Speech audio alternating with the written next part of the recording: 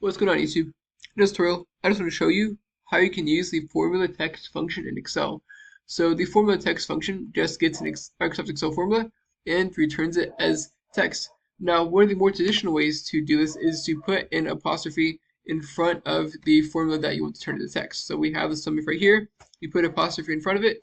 It is now no longer formula, and you can see just sum if, but this can create some issues because if this number is referenced to other things, your model, whatever you're working on, can break.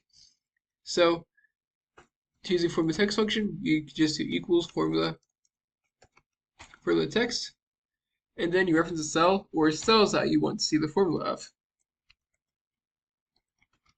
And then now, as you can see, we can see the formula of the sum if right above here and the formula of the max if above here.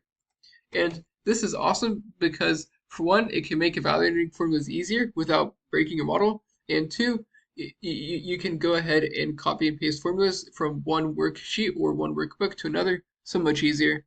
That's it. I hope you found this tutorial to be helpful. If you did, like, subscribe, comment. Thank you for watching. Have a great day.